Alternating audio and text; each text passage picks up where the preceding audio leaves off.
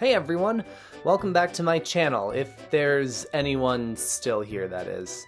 Many of you have probably been wondering where I've been for the past 7 years, and frankly, that's none of your business. I'm just joking. In reality, I have a full-time job, I got married, I bought a house, and generally lived life, which I think is pretty neat. Oh yeah, and I built a model railway. Anyone who follows me on Twitter has been seeing pictures of this layout for years now, but I've never gone through the process and its creation in much detail. Since I'm aiming to make more videos for my channel in the future, I thought what better way to jump back into it than copying something that the Unlucky Tug is doing. Seems to be popular these days. Again, I'm joking. Unless you guys think I could get a lot of views doing that, in which case I will be doing a Misty Island's Finest on Ferdinand next month. Gotta get that sweet AdSense revenue. I've wanted to make this video for a while now, but since I didn't plan on making this video when I started the layout 8 years ago, oh good lord, I don't have a lot of footage from the build. However, I do have a ton of photos that I'll be using to share the history of this project, and at the end I'll tell you how I think I can improve the layout in the future. So without further ado, let's go back to the beginning.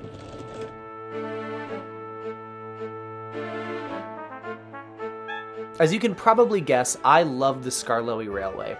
As a kid, I loved the fun little skittle-looking trains and their stories. As I grew up, I developed an interest in the real-life engines on the Tallyclyn Railway and the lore that Audrey developed around them, as wild and weird as that can get.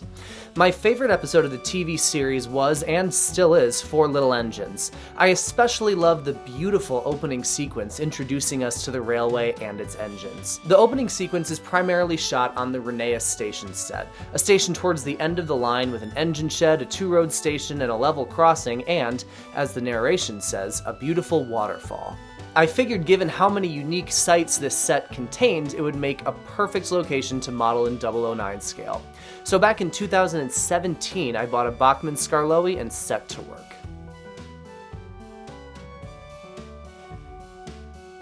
I began looking at as many photos of this set as I could to get a general sense of the geography and what materials I would need.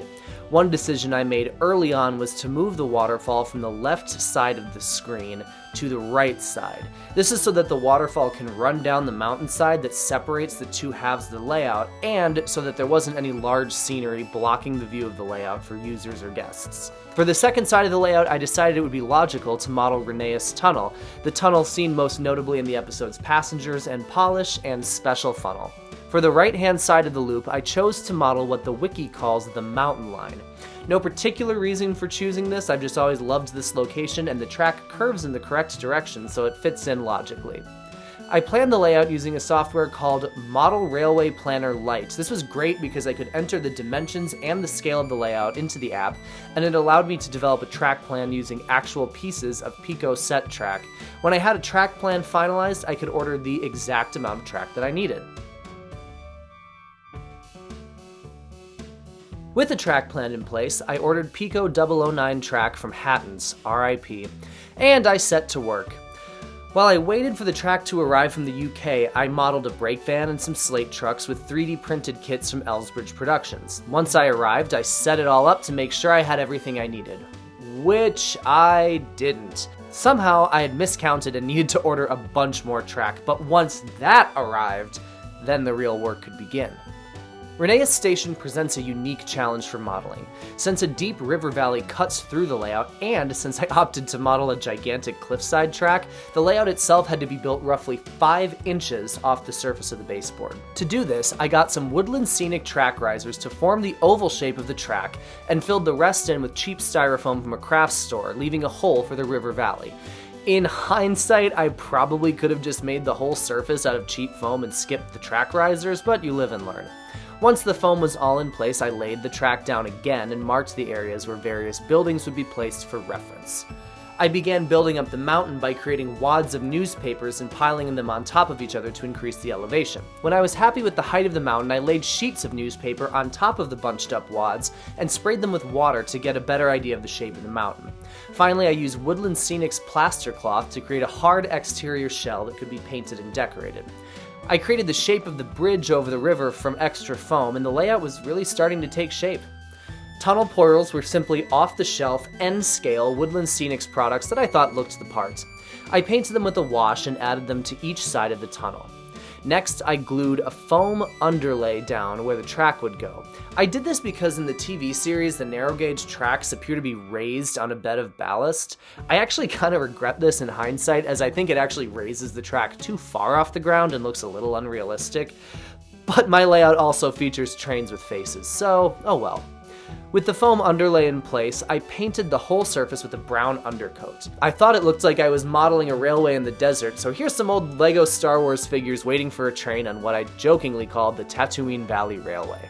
The next step was to lay the track and apply scenery. I began by creating rock molds from Woodland Scenics kits, painted them with a wash, and glued them to the side of the layout that features the mountain line. Gaps were filled in with pea gravel to replicate the look of the TV series set. As work on the scenery was underway, I received a custom station and shed buildings from the extraordinarily talented Steven of Vision Scale Modeling, Sodar RY Modeler on Twitter. These buildings are exquisite replicas of the props from the TV series and add a level of authenticity and detail that I could never have replicated on my own. They're truly a highlight of the layout. Scenery work continued as I laid Woodland Scenics turf for grass and added ballast to the rails. I used a medium grain ballast, again to replicate the look of the TV series at the expense of more accurate scaling. Again, I'm not sure I would do this again if I were to start over. While ballasting, I sprayed Woodland Scenics Scenic Cement to lock it in as I went. I wouldn't recommend this as I constantly had to clean the rails and it was very hard to control exactly where the glue ended up. I've seen other modelers get much more precise results using an eyedropper or a syringe. Brushes and shrubs were created using cheap moss and lichen from a craft store. The roads around the station were paved using Woodland Scenics paving products and painted using a concrete color. I've always thought this color was too brown and I would like to repaint it and fill in some of the imperfections in the future. Around this time, I also painted up some blue coaches from 3D printed kits from Elsbridge Productions, and I added Bachmann's Rheneas to my collection. Additional scenery and bushes were also added sporadically as I went along. I mostly used Woodland Scenics turf and lichen from the craft store for foliage. The trees are just some cheap trees that I had previously and I don't super like them.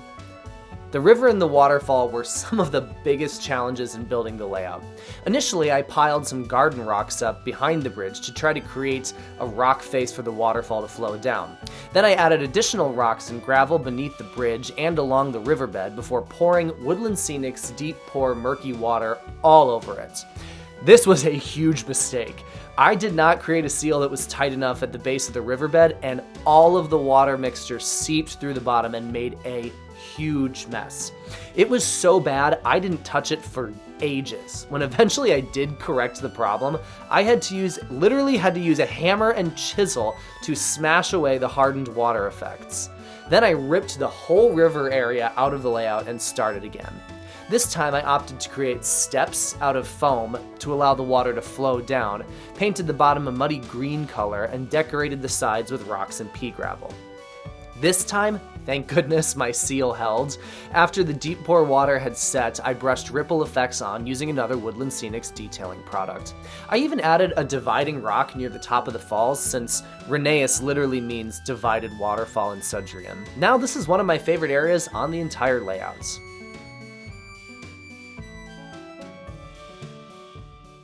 This layout has been a super fun project over the last 8 years. While I'm mostly happy with it, I do think it could be better.